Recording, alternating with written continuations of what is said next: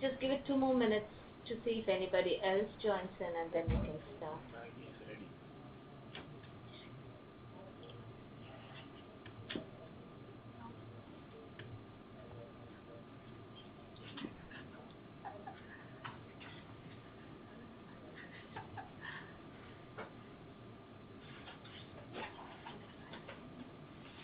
Should be.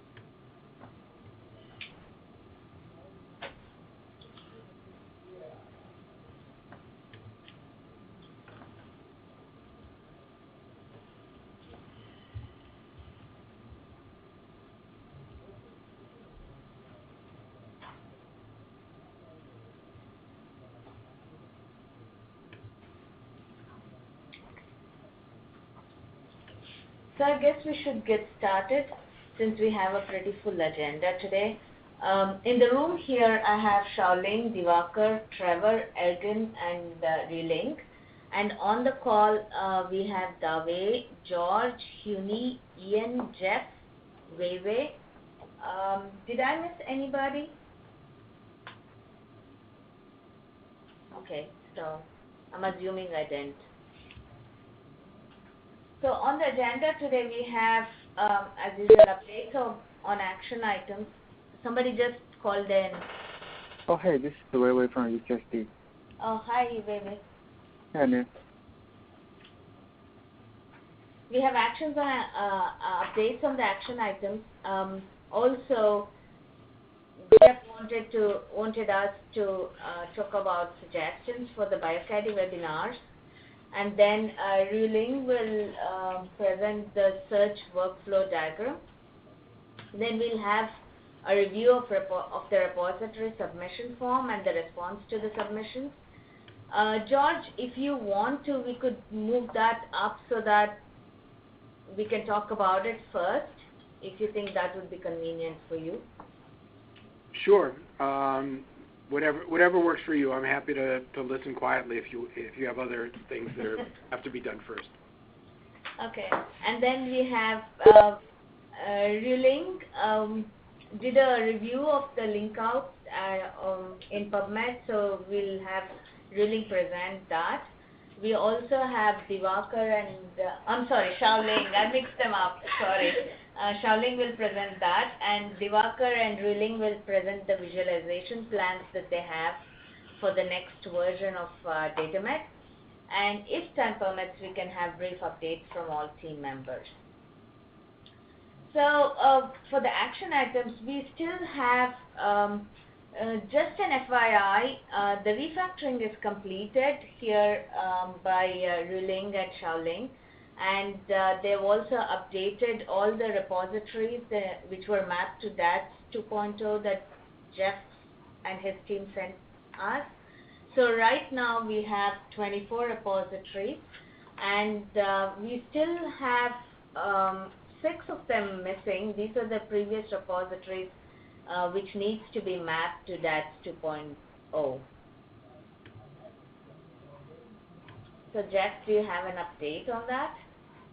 Yeah, so this was what was discussed on the call earlier this morning. There were a couple developments in terms of the pipeline, some of the conditional processing that needed to be implemented, and so that is implemented now. So this was based on the feedback we've been getting from Philippe and others. So that's moving forward.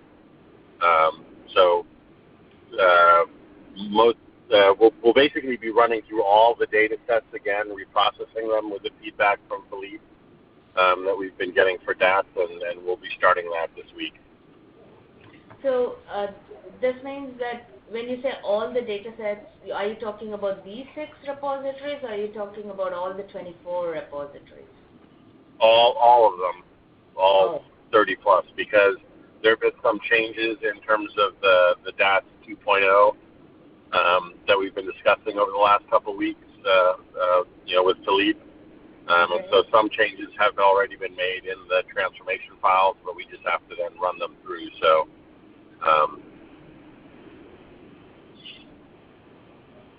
okay. So I guess,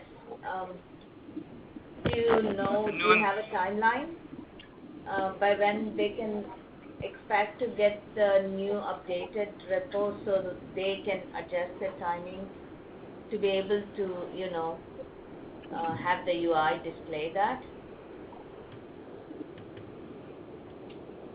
well, this is again, it's sort of tied to the review with Philippe that we've been going through. So, as I said, we'll be running through data sets starting this week. So it should be, within the next, sort of week and a half that we've run through all of them. Okay. With the new modifications. Okay. But we're also having that call next week with Philippe, to tie up some of the other loose ends with, the DATS 2.0, review that we've been doing. So they're, again, it's sort of an ongoing process with the metadata. Okay. So Dave has a question about the datamed.org. It shows 23 repositories. Do we have another one that's to be added? Yeah, we do have a new repository that was added. It's still on the development side, though. We haven't updated the public site, the production site, if you will, with that. So the idea was that we would update the production site only once and not every time any update was done.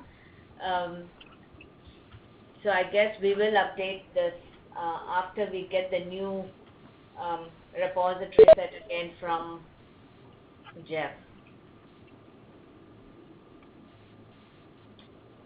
Also, Jeff, for the video, do you have an update?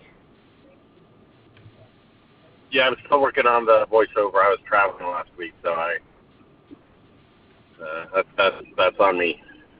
Okay. And we had talked about the monthly testing of DataMed, that we would actually do that after the refactoring was done. Now that the refactoring is finished and Drilling and Shaolin have actually done some testing on their own. So what we want to do is to have everybody on the team do testing like how we did just before we released version 1. Would Thursday, that is the 4th, be a good day, you think, to do that? So I'm primarily asking Jeff and Huni if that would be a good time for your teams to do some testing. This Thursday? Yeah. Should be. Okay. Huni?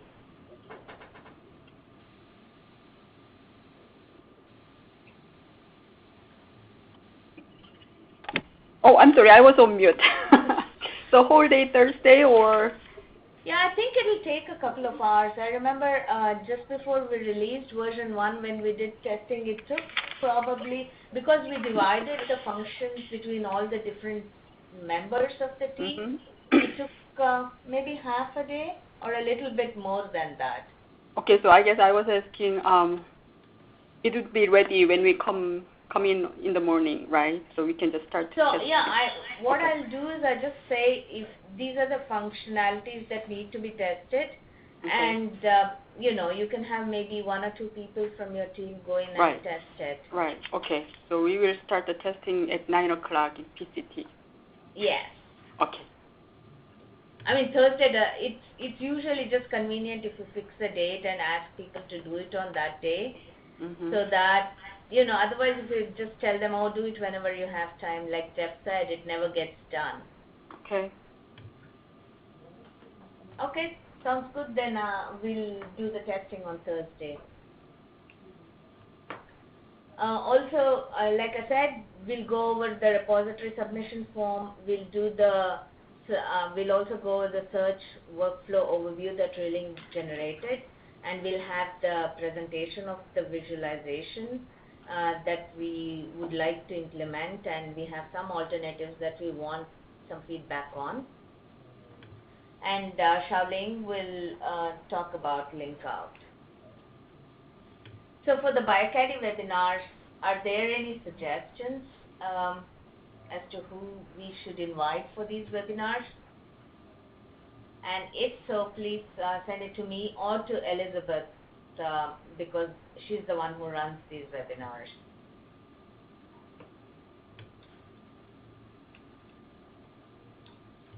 So I don't know if you can see this one very suggestion, Anu, we mentioned this at some point. Well, no, I mentioned it in a discussion with Lucilla, but the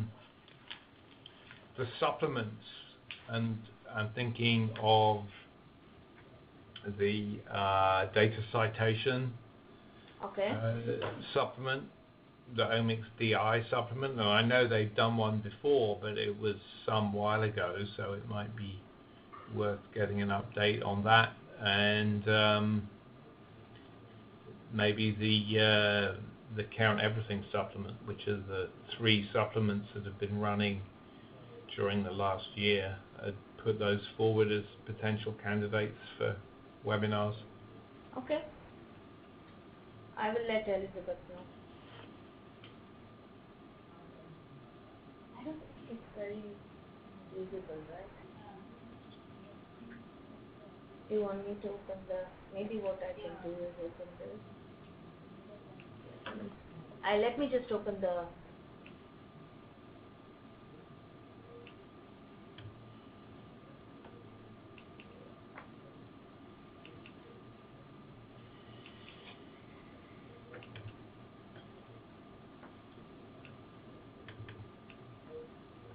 Okay. Let me share my screen.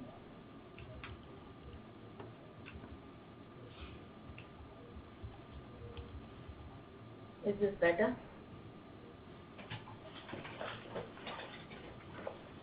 Okay.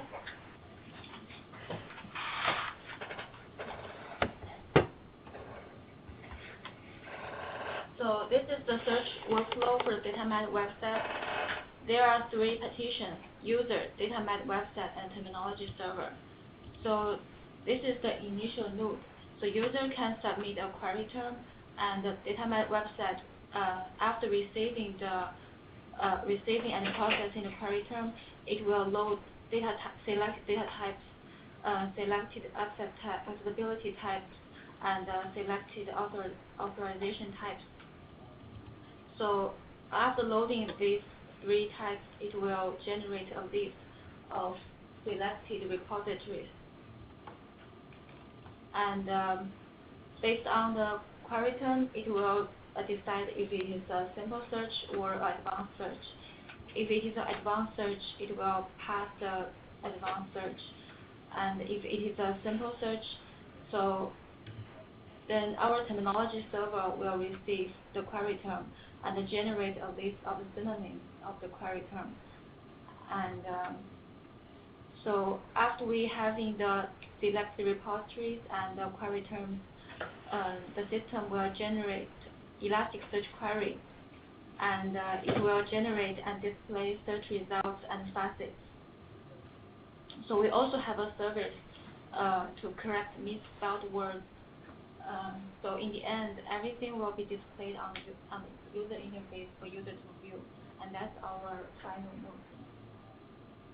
So, any questions? So when we make a change like this, I mean, this will significantly change the behavior of DataMed. So how do we do a sort of before and after comparison and alert people to the fact that this change is happening and getting the specific feedback on how it improves things? So this is the current workflow, Ian. Okay. Yeah, it's the current workflow. But in the future, if we were to change this workflow on the basis of other services and functionalities that we would have, then we can always test it out. Okay, I just thought I missed that we were talking about something that was already there. So Jeff had suggested that we generate something like this so that everybody has a better idea of how the UI, of what the workflow is from the UI side. And Hua was also saying that maybe we should also do some kind of a workflow diagram like this, Jeff, for the indexing and the ingestion pipeline as well. Yes. Then that would be easy. I mean, that would kind of give an overview of the whole system then. Did you want? I mean, I can have that. We can go over that. I'm sorry, I can't hear you very well. We can go over that next week Okay. if you want. Oh, that's all. Okay. All right. Thanks. So, Anu, this is excellent stuff for the technical documentation that there's an increasing demand for. So this is great that this kind of material is getting created. The challenge at the moment is providing a sort of good lead into that. And I don't know, one might start from a page that's the DataMed technical documentation, and which would be the go-to place, and then that could be organized in whatever way is appropriate lead into the material. But I think it would be useful to think in those terms, to make this available in some kind of organized fashion. People who have technical questions and want to explore how DataMed works can get into the material that's been created. Okay. I wonder if we could maybe create it on the wiki page in GitHub so that we have everything in one place. I think, a single jumping off point is useful, and organizing it in whatever way is appropriate. But Sure. yeah.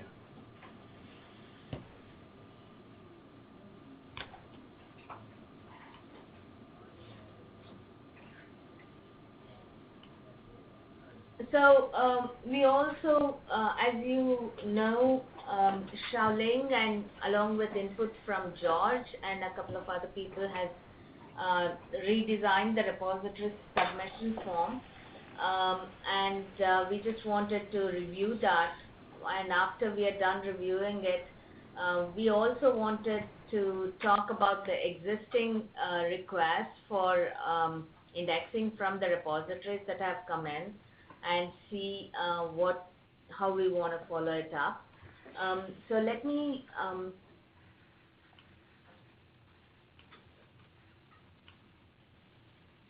okay.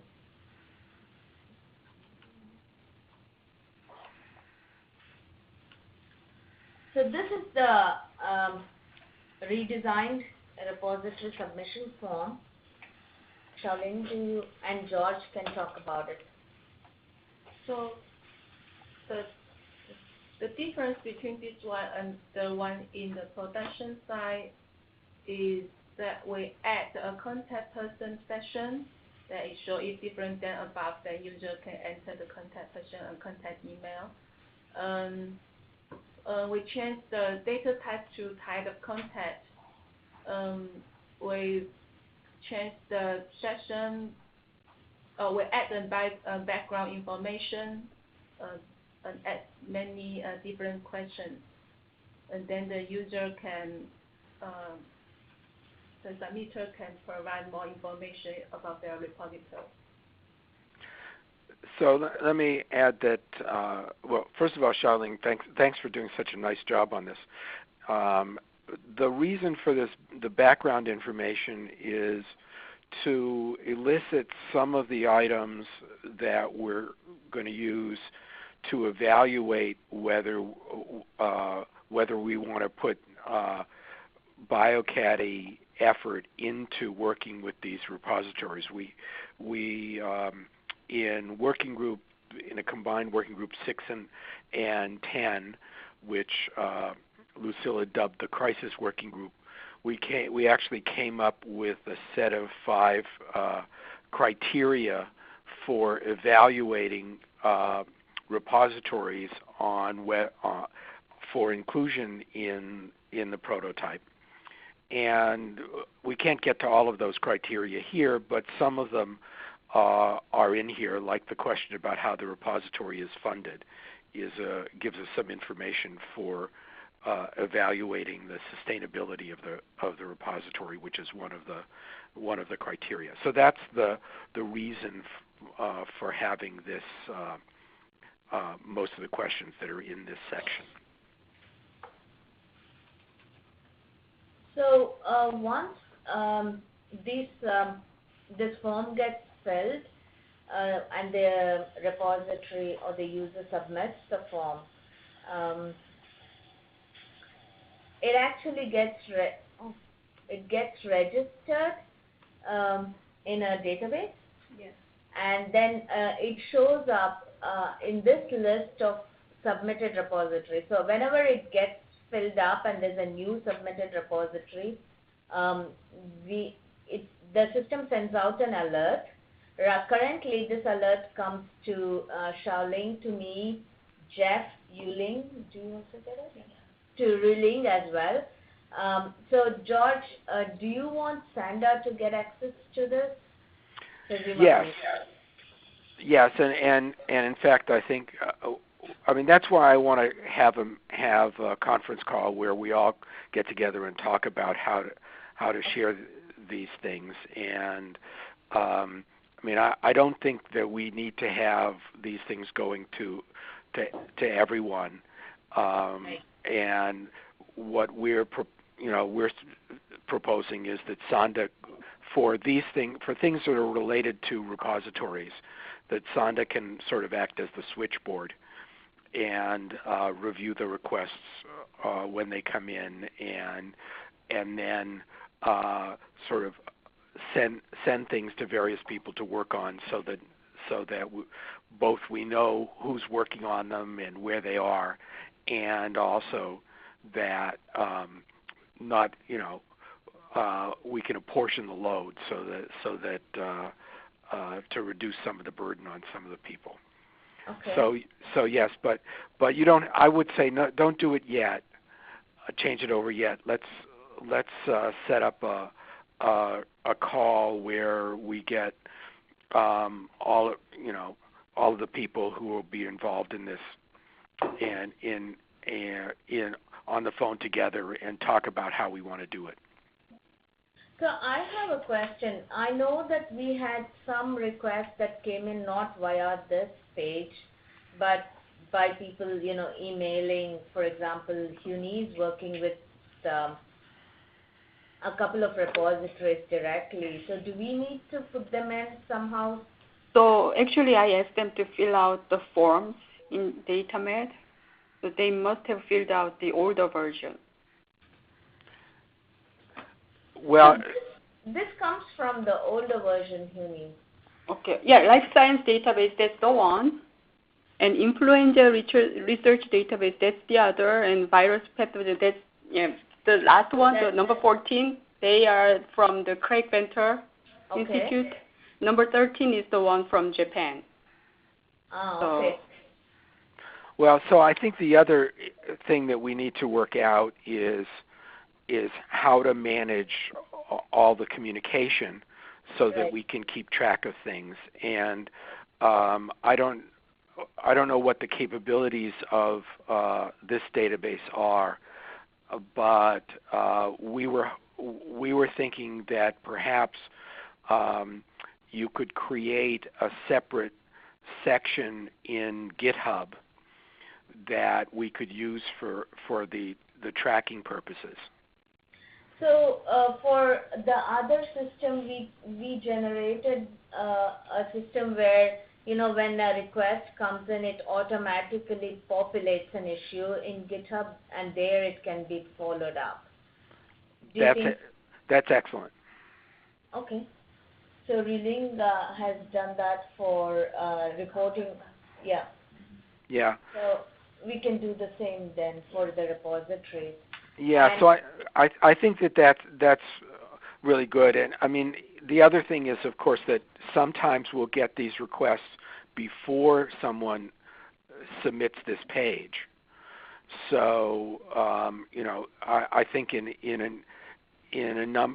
many cases we will be creating an issue for tracking in GitHub before they've actually filled out the form. And there's just, you know, no way around that. But I think we do have to be careful that we don't do things in too many places, and that we have a procedure so that somebody's making sure that things don't get lost. Okay. So this, the original workflow was that we would have something come up here, and also we were thinking about having a reminder sent out a week later if we didn't see any changes in the review status here.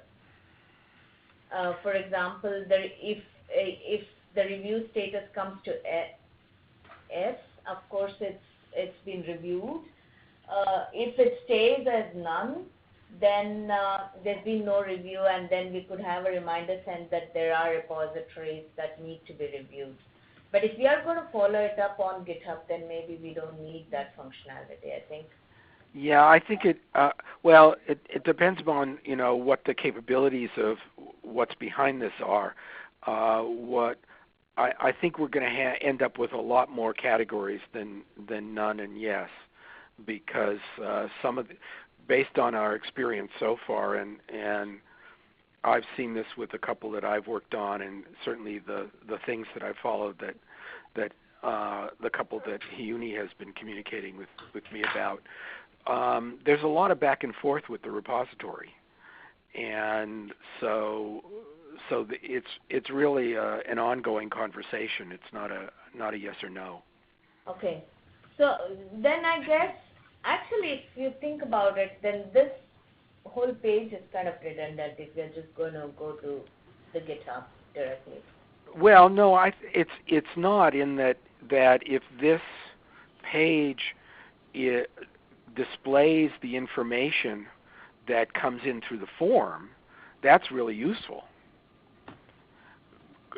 because we want. I mean, we want it. We need. Go ahead. The issue here is, at some point, to what extent do we build a fully featured tracking capability here? Or do we just use GitHub, which has lots of excellent tracking capability in it? I mean, clearly it needs to be customized, but GitHub is quite customizable. And if, as you say, George, and we talked about this earlier, you'll probably need a number of other statuses than, you know, reviewed or not. GitHub is quite functional in being able to do that kind of customization. And it's a question of, I mean, there's a question here of whether it's worth putting our development effort into building a tracker system or not. Yeah, I don't think we want to put effort into building a tracking system. I mean, we're happy to use GitHub. I would have preferred somewhat to use the ticketing system that we have, which is geared to work more with email. But this is fine. I think what I would recommend is that instead of maintaining a separate thing, what if the information that comes in through the form is simply added to a spreadsheet on Google Docs, and that way we can have a spreadsheet that everybody can look at. Okay. Instead of the tickets, I mean, the tickets would be the easiest, because then you can have a full conversation in the ticket itself. No, I'm saying that I think we need both things. We'll do the tickets through GitHub, but then for the information that we've received through the form, people can consult that in Google spreadsheets. So we don't want the information itself communicated to GitHub, right? I mean, as in you don't want all of these details to be sent out to GitHub. So I have to plead ignorance of GitHub. I don't know if GitHub has a database system that can handle this. Then we could use that. We can attach a spreadsheet to the issue in GitHub, so that it's right there. So that would be great. And I'm pretty sure that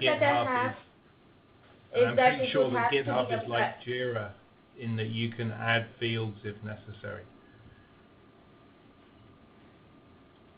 So if you wanted to create custom fields for your you can create custom tags, but not really fields. Okay. But we can upload the spreadsheet of the information to the issue itself. Yeah, so we can look into that. So that would be essentially though a private repository, right? Because you don't really want to have these email addresses and other stuff made available public. Right. Dawei, did you have a comment? Oh, can you hear me? Yeah, I think I was. So actually, I have two questions about the selection criteria. Sorry for my ignorance, not following this closely. I think first is that I think probably it's good to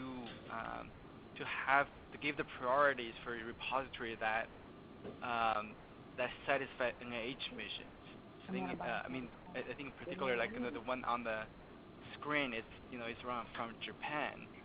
I'm not sure like say at this stage it is a I think we have resources to support the things outside NIH supported the programs. And another thing is I think a kind of related question is that I saw there some repositories on that 23 repository list. There's some like have like 20, 30 data sets. Is that a kind of a background? I also kind of want to know what the rationale behind those selections. So Dawei, I don't think we've settled on anywhere that our criteria is NIH funded by medical research.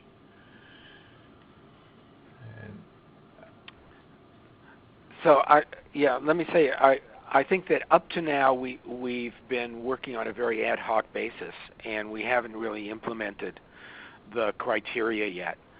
And what we're thinking of doing as part of this process is that every time a repository comes in, we'll make a brief summary of that repository using the 5 criteria that came out of the working group, and then present that summary to the BioCaddy Executive Committee for evaluation and prioritization. So part of what we have in mind is adding a little bit of formalization to the prioritization process, which we haven't done yet. Well, it's important to note also on that list of 5, 2 of those are actual repositories that way that would, I think, match your criteria in the sense that they're listed on the NLM database page. So that's Nitric, which houses the 1,000 functional connectomes data set, which actually had a very important paper released last 2 weeks ago in terms of reanalysis of the data and then import. So. Yeah, thanks. Yeah, I think maybe at this stage, like to talk about the criteria, if that would be good. Like if we have some group discussion on that. Yeah, what I'd suggest is that we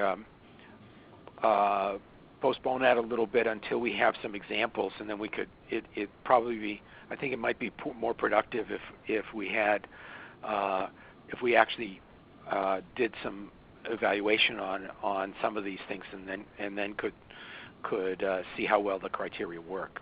Does that sound okay? Yeah, sounds good. Thanks. Okay. So I guess going further on, we'll set up a separate call for us to meet. If anybody is interested from the CDT to attend, please let me know, and I'll make sure that you're included in the call where we're going to talk a little bit more in detail about the process for managing this submission. Does that sound okay? Yeah. Thanks, Anu. So for the we've been in. There are two of them that we have actually responded to, right? The Japanese. Yeah, but they haven't been entered into the system. Right. No, I'm trying to get the other. Can you go back to the? Sure. The list? So I know that Nitric, for example, one of them was at the workshop. Import might have well. So 10 and 15 may have been at the workshop. 10, 15, and 14, I think, right, CUNY? Yes, 14 as well, and 14 is also supported by NIH grant. Okay. So I guess we should respond. I mean, they've added their information, so I guess we should respond to them.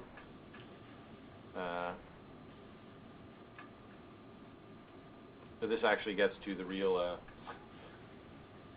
So CUNY's group has been in touch with 14 already, but maybe we can have the call sooner than later so that we set up the system and then get into responding to them and deciding who's going to respond to them. Right, and I mean, because the question I had was just should we, did they receive an email saying thank you for registering and? No, we don't have that set up, but that's actually a great suggestion. So that might be just something to respond to them saying yes, I think we just have like a pop-up come up saying, it's been recorded and thanks for submitting.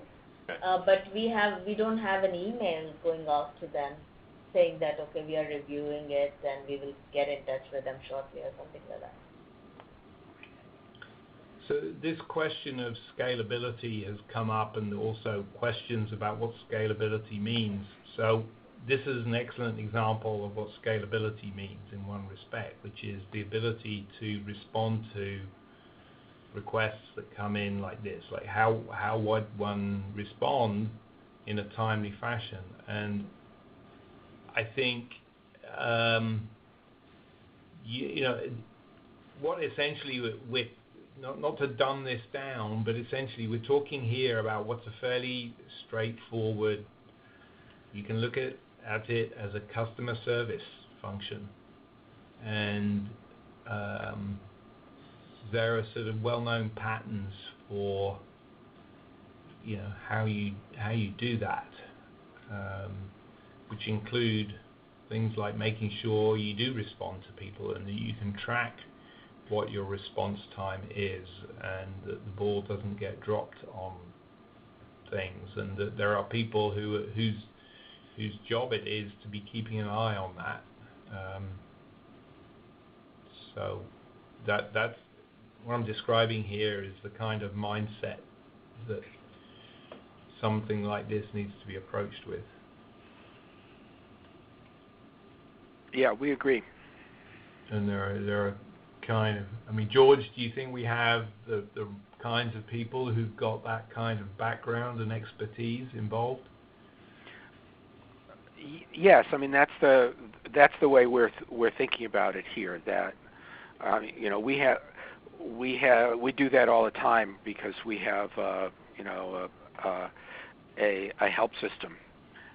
And so I think all the things you said are things that we have to do. You have to acknowledge right away that you've received a request, and then you have to make sure that you follow up on it and keep track of it.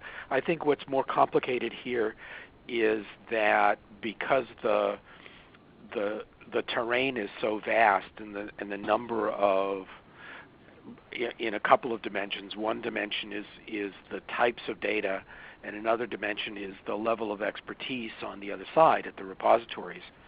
That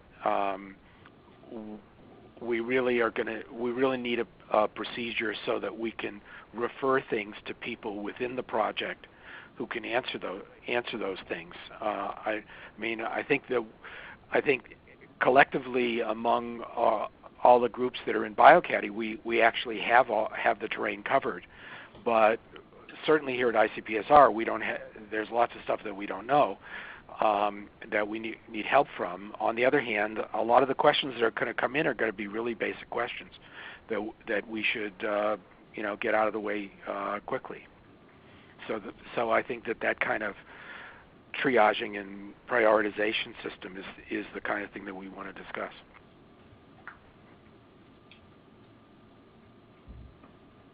Good.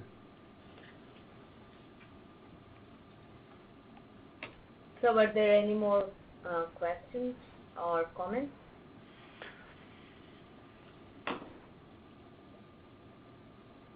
If not, we'll move to the next topic, which is a review of LinkOut. So I have went through the LinkOut website, and here is some information about the LinkOut project. So LinkOut is a service that allows users to link from the PubMed and other NCBI database to other resources that beyond the NCBI system. It aims to as a supplement of the NCBI database. It says online resources that may be available to the user of PubMed and NCBI database are encouraged to participate in LinkOut.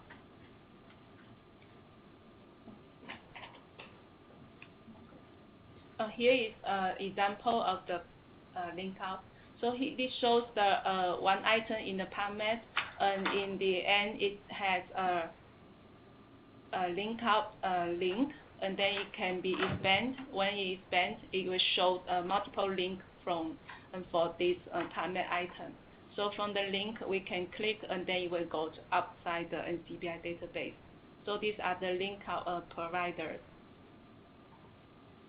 So those headings, I mean the headings like full text sources, other literature sources, yeah, NCBI provide those headings, right? And then Yes. the people so we would have to talk with NCBI about what heading. Yeah, basically when you register with them, they'll classify you. And so all the link outs, for example, that we provide are under miscellaneous. And then you're registered with an organizational name, and so all the link outs appear from that organizational name. And then, for each, you basically upload XML files with the information. Yes. So going back to that previous slide, is there a heading that they have? I mean, they've got one there, which is molecular biology databases, which do they have a heading for data sets at the moment? So here, okay, so right now there's 4,083 LinkOut providers. They can be grouped into 4 categories. Okay. Broadcast publication, biological databases, consumer health information, and research tools. So there are lots of different providers. So it was just the 4 that we saw on that screen. There's no more than that. Okay. So to be a provider, they have choose inclusion criteria. One is the quality and the other is relevance. So they ask that the link out resources must be in high quality and be directly relevant to the specific subject of the NCBI database record. So to be a provider, we need to apply for inclusion and then provide some information about our resources. Then their team will contact us within 1 week. And after that, we need to provide them 2 types of files. One is identity files, one is a resource file. They can be in XML format, and they provide a link out DTD. So we need to follow their format.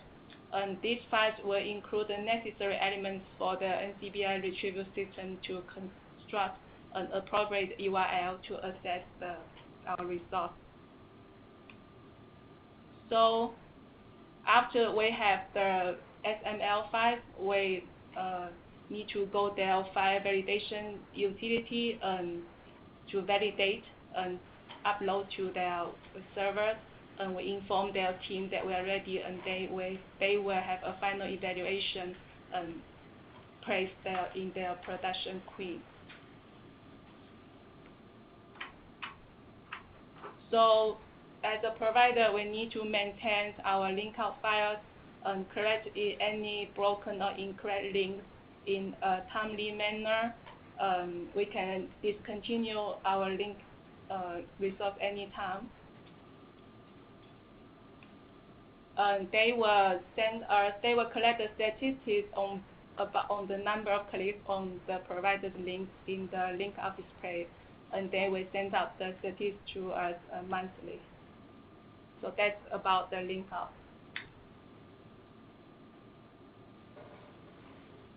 So this is very good research about it. I mean, I'd raised the question of the potential use of link out, and you've researched like what BioCaddy or DataMed would have to do.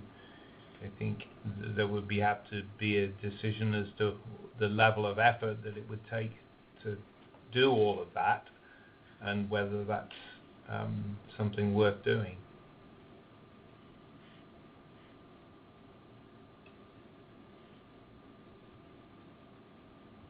So I guess that's something that can be discussed a little later once we have. I think it might be useful to see how much of a literature dataset linkage we actually have currently, and then decide whether we want to pursue becoming a provider. So and it becomes, how will those link outs be structured, right? So because the link out, I mean, DataMed could become a provider for other repositories, and then the question is, does the record at link out, point back to DataMed or directly to the repository landing page itself? Which is one question. The other question is, for data sets, I don't think it is much of an issue, but we also provide link outs for entities such as antibodies and genes and the like, and there you can have tens or dozens of link outs per PubMed article. And in that case, Linkout has actually gotten back to us saying that they wanted us to provide sort of a landing page instead of adding dozens of link outs per page. So, depending on what we're planning, there are different questions that come up. I mean, the key relationship I had in mind from a publication, and I think we have the metadata, maybe not on all. I don't know comprehensively whether we have it on all, but most of the data, we have information about what is the publication associated with a data set, right, that generated a data set. Mm-hmm. And therefore the potential link that would go from the PubMed page about that publication to the data sets, either, as you say, directly, Jeff, or through a DataMed page. Right. And I would have thought direct to the source was better, but that seemed to me the beneficial functionality. Yeah, I think that this would be a functionality that the repositories, especially smaller repositories, would find extremely valuable, because it would be something that they don't have to build. And so that if DataMed can handle it, I think that this would be a great thing to add. Now, I think the repositories will want the link out to go directly to them, but there might be other ways to do it. Perhaps it might be that the link out in PubMed itself might show the repository name as the direction, but have a little a DataMed icon beside it to say that it was DataMed that submitted it. Yeah. George, that's exactly what we do and I second repositories like that, and that's why we sort of got into this.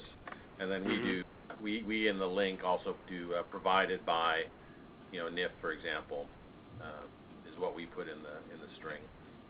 Yeah, I think this would be a very popular with the repositories. I mean, Jeff, I don't know, you may encounter this with what you've done with NIF, but I can see a potential problem here is that there may be databases that are already providing link out information, and we might end up with a redundant link. It would be good to have some sense of whether the resources that we're indexing are already implementing link out themselves. No, that's true, but we should be able to flag the ones that are already providing that information, right? So it should just probably be an on-off switch. Yeah. Mm-hmm. And the other question is if there's ever any additional information that DataMed provides. So we start, tracking citations of data sources, things like that, where we have additional information. Then we might be, even for repositories that are there, we could potentially add additional information as well.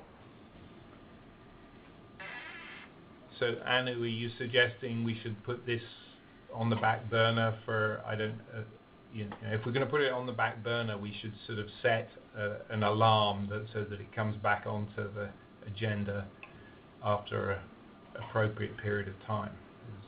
Yeah, actually probably what I was going to suggest is maybe Xiaoling can look in and see for how many of our current data sets we actually have CMIDs or direct links.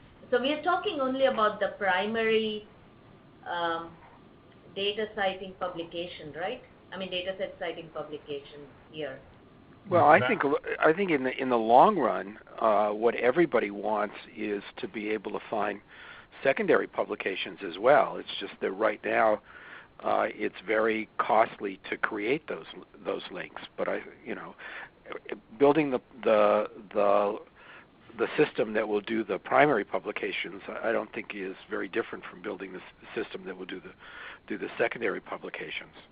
My suggestion would be that we make up a little blurb about how this is a service that DataMed is planning to provide, and even if it's on hold, that would give us something to advertise to the repositories as a reason why they should want to join DataMed. Yeah, I mean, the other thing is before we plow too far down with visions for it, it would be good to get NCBI involved in the dialogue. Mm-hmm. And also that for the small repository, probably if DataMed want to provide a link out, and they should follow the same standard that the NCBI is requiring the repository to provide.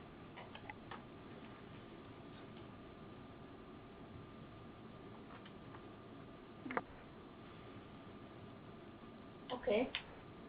So for now, I guess maybe we can revisit this in about 2 or 3 weeks time.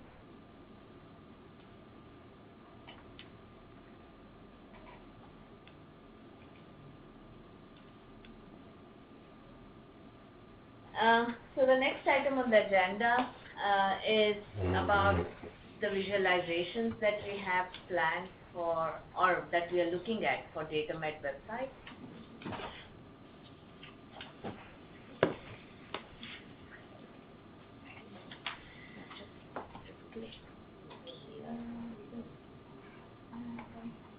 So we have two sets of visualizations.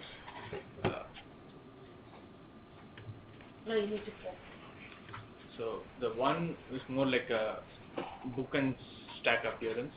So here we wanted to divide the repositories as represent the repositories as vertical bars in bins which are correlating to the data types of DataMed, and thickness of each of this bar would relate to number of results which are represented in the search results below, and the height would represent the significance of each of those repositories in a given search results. And on mouse over of each of those repositories, we could have a summary of what type of text documents are indexed in those particular repository. So this gives user an easy overview of what type of data types are returned by the search term and which are the important repositories, and a quick summary of what keywords are present in those within those documents. And some of the pros and cons were, so using this stack, you can have more repositories in a given bin, and by adjusting the width and the spaces, and you have a visible index of what type of data types and what type of repositories are returned in for a given term. The negative would be there are multiple data type relationships with repositories, and the thickness and height may be confusing and not very evident in the first use of the system.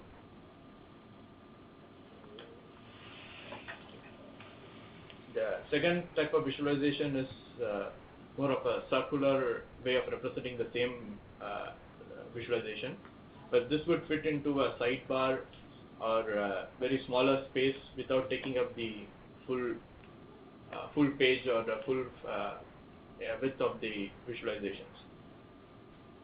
So it goes by the same type, but the data types are of the wheel, and the data nodes or the repositories are more of a spokes. On selecting each of those repositories, you have a word cloud summary in the center of the circle. So again, here similar problems we face with terms of number of repositories to stack within a given data type, and it may not be easy to click or pick up particular repositories when it is in a very circular space, and most of the data types are restricted to a small space. So these are the two visualizations we are trying out or prototyping to see which one is useful and which one is also easily linking to Elasticsearch to provide those results in a more usable format, because every time you click, it has to make Elasticsearch query to generate this word cloud. So it may slow down, or it may be not possible for us to generate it in a real-time fashion. So we are trying out these two prototypes, and maybe we could have users test it and give more feedback how to improve or whether it's useful or not. So can you go back to the circular one? Is there a way where you can actually, if they hover with the mouse, you can zoom in that area so that it makes it easy for them to click on a specific repository? Yeah, we can. Yeah, when you actually in the D3, when you click, it actually zooms into that particular node. Keep zooming into the smallest thing possible. Oh, okay. It's basic the D3 library which we are using. How are you going to evaluate these visualizations? More by user testing, like to see whether they're understanding, do they know the meanings of this, how much time is it taking for the user to click and maybe select the particular repositories. So that's why these are linked to the tracking system which we are working together along with this visualization. We are measuring the time for the queries and what facets they are clicking, what items they are clicking on the screen, and then maybe later we'll be able to do a more user testing type analysis of all these visualizations. But then if you want to put it up on the production side, you can't really have two different visualizations, right? It will be in the dev.biomed. Oh. there Oh, we I could, see. So you want to do the targeted. so we'll have it in our within one the dev.biotech.org that domain.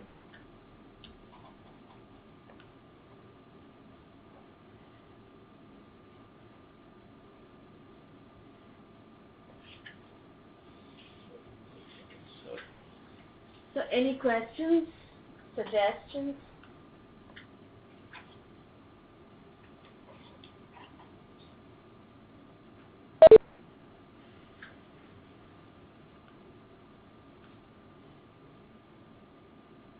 Okay, so Todd says that you and he need to discuss the visualization.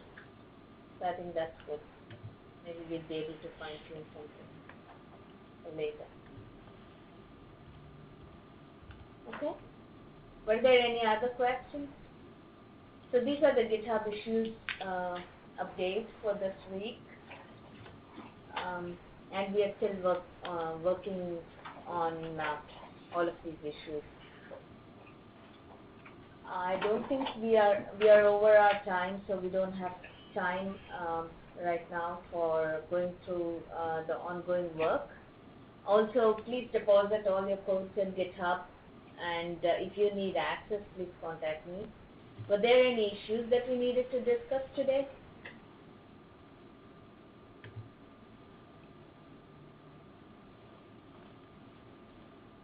If not, thank you. We are actually going to have continue the meeting where we are going to discuss with Jeff and his team with regard to the backend indexing using terminology server and the NLP server. So if any of you have the time and inclination to be on the call, you're welcome to. But we can then start talking about the other discussions. For the rest, thanks for attending the call. Thank you. Bye.